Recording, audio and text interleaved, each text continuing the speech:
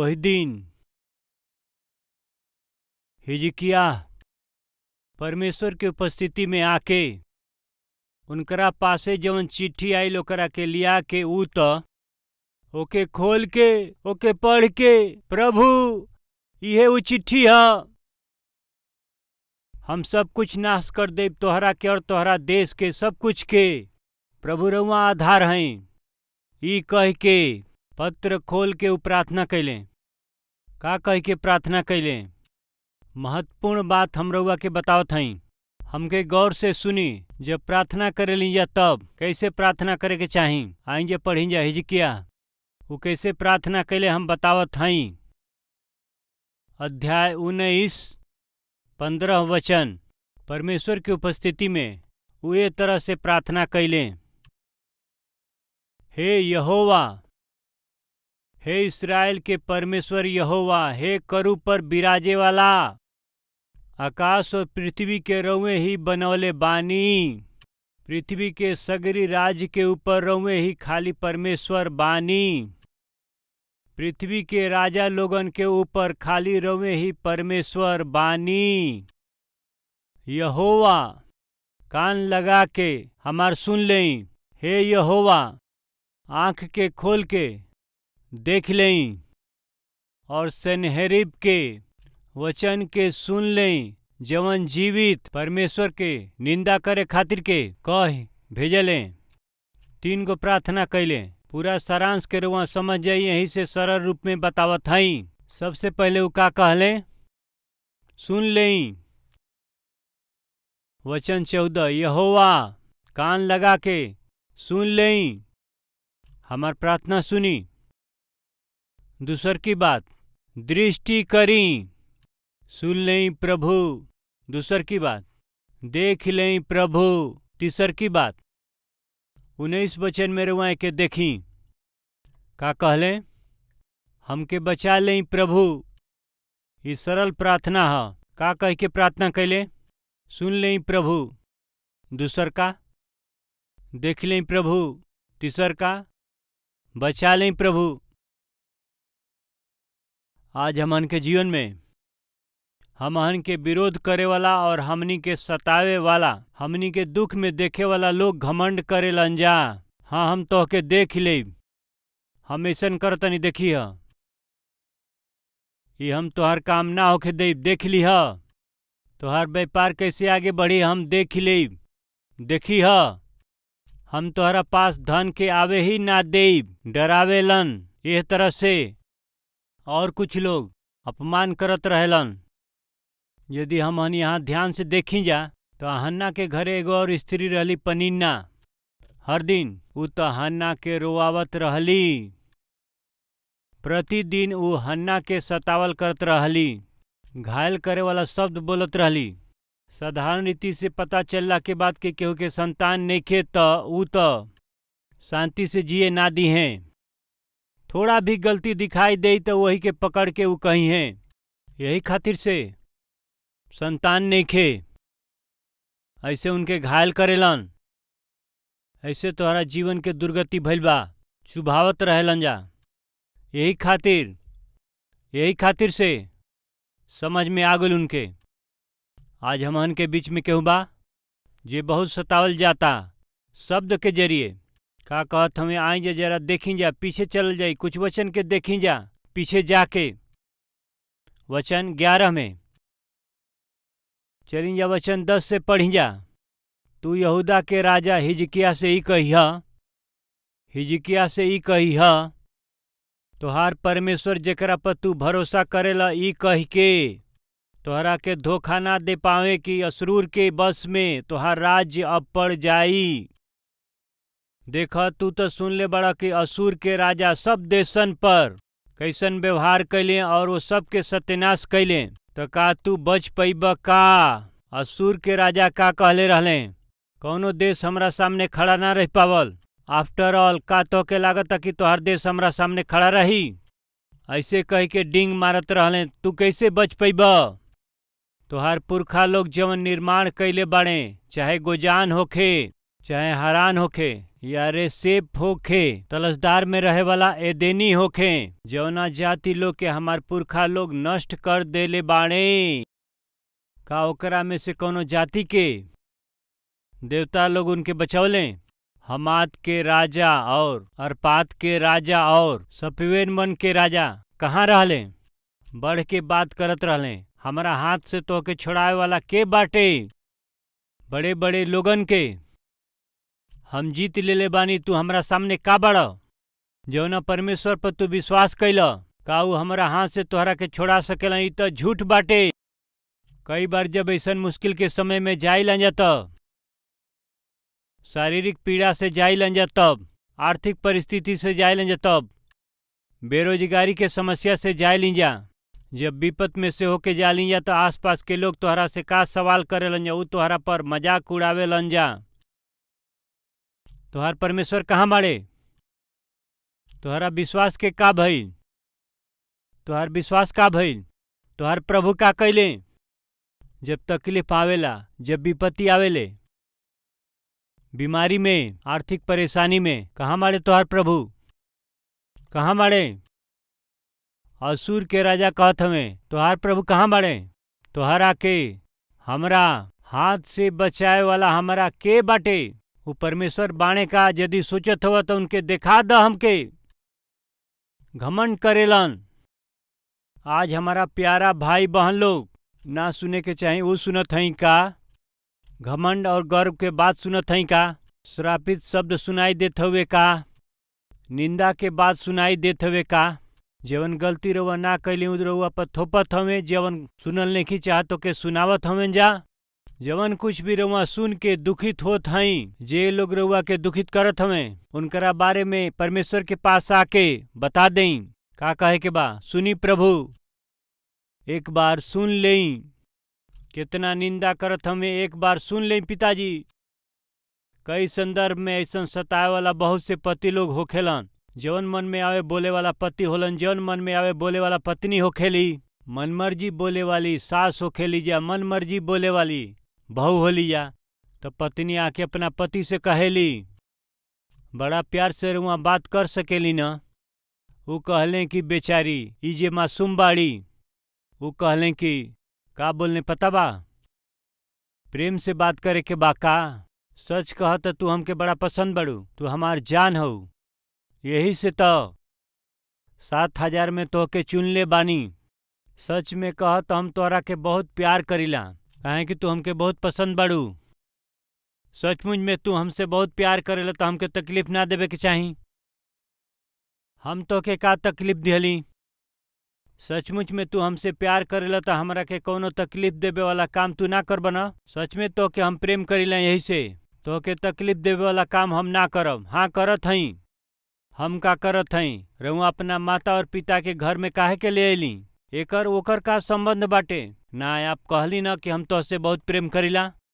बाकी तो हर माता पिता अइले तो हमके कितना तकलीफ होत बाटे न? ई तकलीफ बा का? हाँ, एकर ओकर कोनो संबंध बा का? सचमुच रउआ हमसे प्रेम करीला तो हमके काहे सवेरे उठाइला? इतना तकलीफ हमरा के होखेला कि रात भर हम सीरियल देखेली। रात भर सिनेमा देखला के बाद में वो हमरा के देखत देखत 2 बज जाला, फिर सवेरे उठ के काम कईल मुश्किल बाटे। इतना तकलीफ देत हई और हमके कहिला कि प्रेम करीला। तब उनके समझ में आयल कि जीवन में तू बहुत पसंद बाड़ू, और ऐसा समय आयल तब।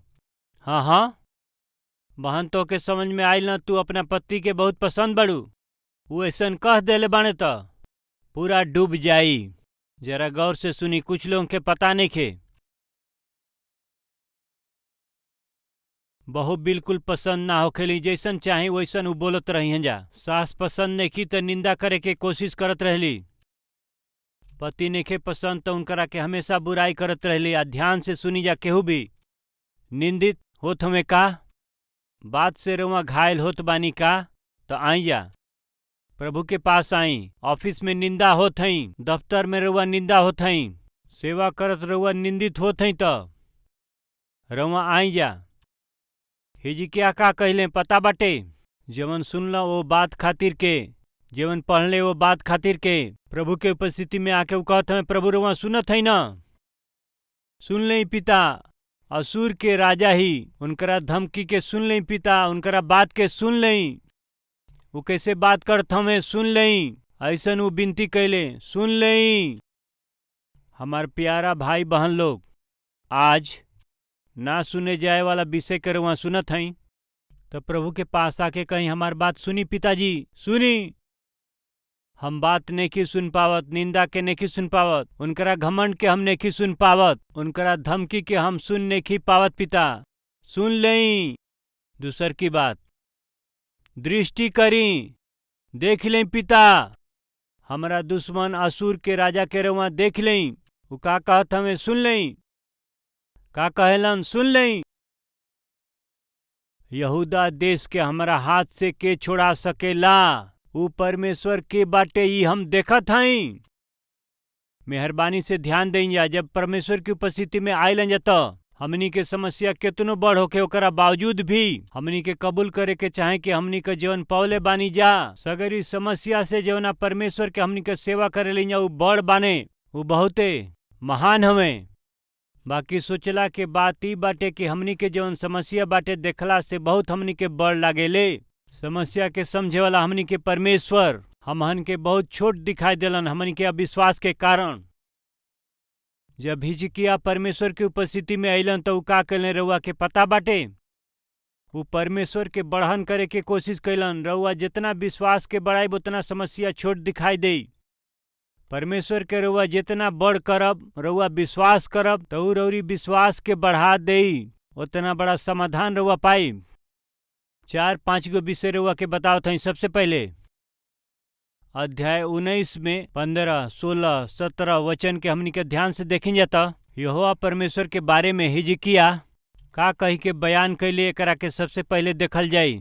रउआ तो जीवित परमेश्वर हई। वचन 14, यहोवा अपना आँख के खोल कर रउआ देखी।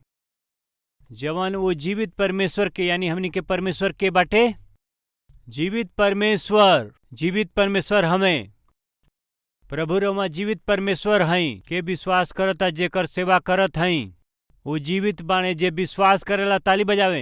हिजकिया कहत हमें कि जौना परमेश्वर के हम सेवा करते हई वो मरल परमेश्वर ना हवे।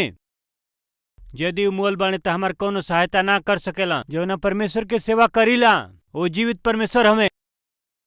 दूसर की बात का कहेलन? दूसर की बात वचन 15 से यहाँ हमनी का पढ़ल जाई। यहोवा हे इस्राएल के परमेश्वर, यहोवा परमेश्वर हे करूब पर बिराजे वाला। पृथ्वी के ऊपर तू ही बिराजे वाला खाली परमेश्वर हवा। आकाश और पृथ्वी के रउए ही बनौले बानी, यानी ऊ सर्व सृष्टि करे वाला ही प्रभु हमें। जब रउआ प्रार्थना करेला तो पर ध्यान दें कि रउआ कौना परमेश्वर के सेवा करत हई? जीवित परमेश्वर के, जे आकाश और पृथ्वी के सृष्टि करे वाला परमेश्वर हवन, रचे वाला परमेश्वर हमें। ये धरती के बनौले बाटे? ये आकाश और धरती के बनौले बाटे? सूरज चांद और तरई के बनौले बाटे? मनुष्य के सृष्टि कैले बाटे? सबसे पहले मनुष्य के जे बनावल ओकर नाम का रहे? आदम। जौना औरत के पहले बनावल गई वो औरत के नाम का रहे? हव्वा। उनकर सृष्टि कहाँ भइल रहल? अदन के वाटिका में, ईडेन गार्डन। जी हाँ, ये सच्चाई के सब जानत हवे। सबसे पहले परमेश्वर वो आदम के बनौले, ओकरा बाद में वो हव्वा के बनौले। अदन के बगीचा में उनके सृष्टि कैले। कलकत्ता में सबसे सुंदर स्टेडियम बाटे, जानत हैं का ह? Eden garden.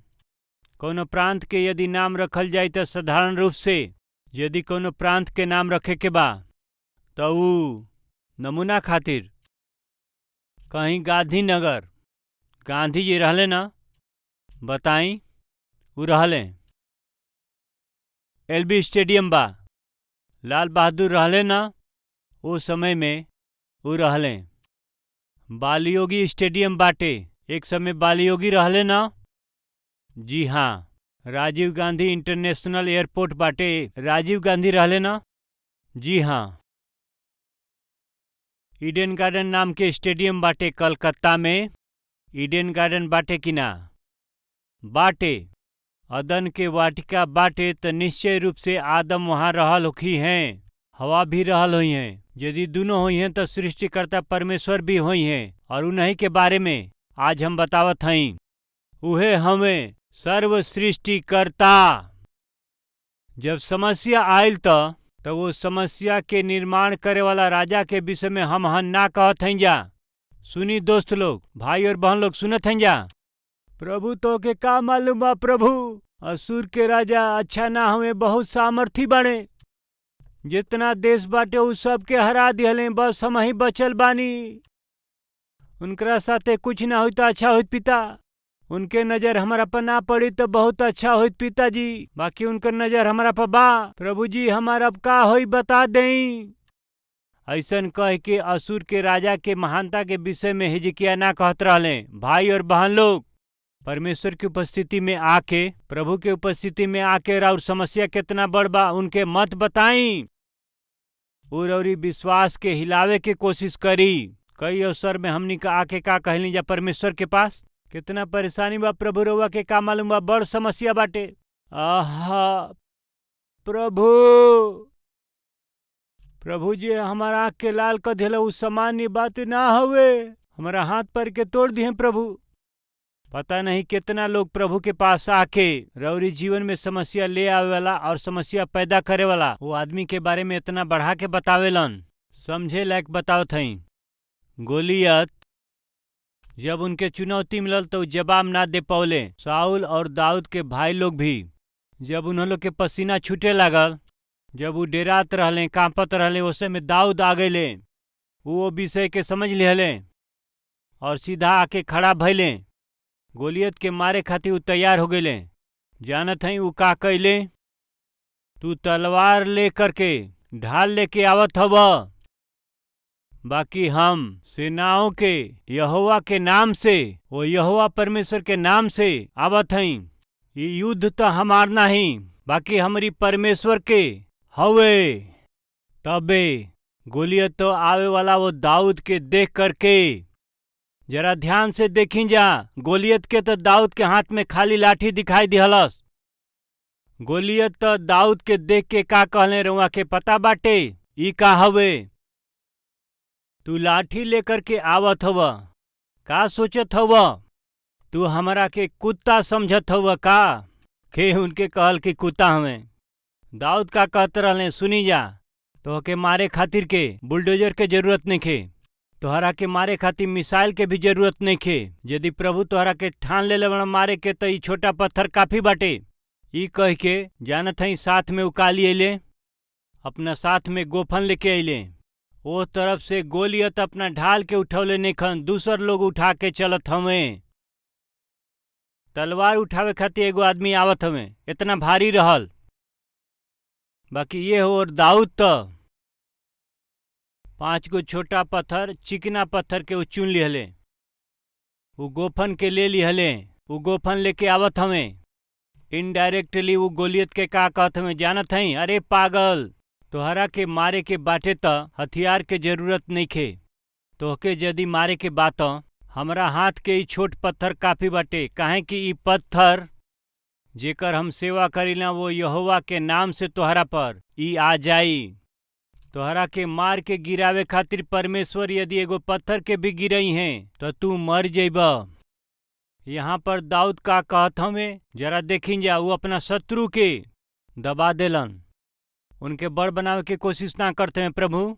साउल बतौलन कि तो बचपन से बड़ा वीर हमें। साउल बतौले हमन की वो दाऊद से का बतौले रहलन, सुना दाऊद, तू जाके उनसे लड़ ना सकेला। वो तो बचपन से ही बहुत वीर हमें। हाँ ही तो, अरे दूसरा लोगन से ही भइल नहीं तो तोहसे का हो जाई। तब दाऊद कहले कि एक बार हमारा पासे सिंह आयल, तब हम का कली, वो शेर के जब ले जाए लगलन तो करा के हम फाड़ दिहली। परमेश्वर हमरा के उ शक्ति दिहले। फिर एक बार भालू आइल, वो भालू के भी फाड़े खातिर परमेश्वर शक्ति हमरा के देले रहले। ई परमेश्वर समान नहीं खे। जो ना परमेश्वर के हम सेवा करीला उ परमेश्वर सामान्य ना हुए। प्रार्थना कर लें, साउल के ई परमेश्वर सामान्य दिखाई देते हैं, बाकी दाऊद के ऊ परमेश्वर सामर्थ्य दिखाई देते हमें। तरुआ से हम आज पूछत हई, राउर चाहे कौनो समस्या होखे, चाहे जौन भी मुश्किल होखे, यदि रउआ परमेश्वर पर विश्वास करीला तो परमेश्वर रउरी समस्या के दूर कर सकेला कि ना कर सकेला? समाधान बताई, जरा जोर से बताई। परमेश्वर के पास में आके परमेश्वर की महानता के बारे में रउआ बताएब कि समस्या कितना बड़ बाटे, ऊ बतावत चल जाइब। का करब? दाऊद गोलियत के महानता के बारे में उनसे बात ना कैले। तोहके मारे खातिर कोनो तलवार की जरूरत नहीं के, कोनो हथियार के ना, पत्थर काफी बा। ये ऐसन काहे कि उनके मारे वाला हम नाही, बाकी उनके मारे वाला तो यहोवा परमेश्वर ही हमें। परमेश्वर इस समस्या के उपाय हमें। हिजकिय्याह का कहले मालूम बा? ऊ तो ऐसन जीवित परमेश्वर हमें। दूसर का, ऊ तो सर्व सृष्टि के कर्ता हमें, राज्य पर राज करे वाला ऊ राजा। परमेश्वर की उपस्थिति में आके निडरता से ऊ प्रार्थना कैले। ऐसन काहे कि परमेश्वर के बिना केहू हमके वो दुश्मन से ना बचा पाई। काहे कि परमेश्वर के सिवा ये कष्ट में से, ये भय में से, ये डर में से केहू हमके ना बचा पाई। भाई और बहन लोग, रउआ विश्वास करी ये स्थान पर, अपना स्थिति पर भरोसा मत करी, अपना पोजीशन पर, अपना संपत्ति पर भरोसा मत कर, अपना दोस्त पर विश्वास मत कर। रउआ के जवन भी मिलल बाटे उस समस्या के जवाब ना ले आ सकेला। खाली सर्व सृष्टिकर्ता परमेश्वर ही रउरी समस्या के उपाय हमें। वही परमेश्वर के हम घोषणा करत हई। प्रार्थना कल जाई।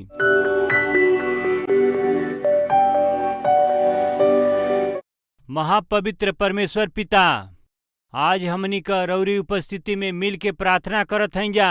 ओके सुन लें पिताजी। रउरी उपस्थिति में आके बस एक ही बात बाटे, ओकरा के सुन लें पिताजी। हमनी के प्रार्थना के सुन लें पिताजी। हमारा विरोध में शैतान जवन कुछ भी काम करे के सोचत बाटे, ओकरा के रउआ सुन लें। हमारा विरोध में शैतान और शैतान के लोग जवन भी कोशिश करत हवन जा, उनकरा कोशिश के, उनकरा युक्ति के रउआ देख लें। हमार रक्षा करी है पिता, हमनी के बचा ले पिता। कलवरी टेम्पल के संगति में पाए जाए वाला हर एक लोगन के रउआ बचा लें। पाप के जीवन मजदूरी बाटे ऊ त मौत बाटे, ओकरा बाद में त खाली नरक बाटे। वो नरक में जइला से रउआ बचा लें। रउरी प्रेम के हर एक लोगन के जाने खातिर के, ओके ध्यान देवे खातिर, ओके महिमा देवे खातिर के हमनी के देश में रहे वाला हर एक व्यक्ति के रउआ बचा लें हे पिता। अनुग्रह करी हे पिता। आंसू के पोंछ लें हे पिता। जे कष्ट में पावल जाता उन लोगन के रउआ उधार दे दें। हर एक चिंता के रउआ निकाल दें पिता। अनुग्रह करी, कृपा करी, अपना नाम के रउआ महिमा करी हे पिता। वचन के जरिए हमनी के विश्वास के रउआ बढ़ावली, यही खातिर धन्यवाद। प्रार्थना कैसे करे के चाहे रउआ सिखवली, यही खातिर रउआ के धन्यवाद हे पिताजी। बोवल गईल ई वचन हमनी के दिल में ही फलवंत करी, ये हमनी के जीवन में फलवंत होके यही से रउआ हमनी का सहायता करी। ये प्रार्थना में जुड़े वाला हर एक व्यक्ति खातिर हम राउर स्तुति और धन्यवाद करत हई। ये प्रार्थना के यीशु मसीह के नाम से हम मांगत हई पिताजी, आमीन।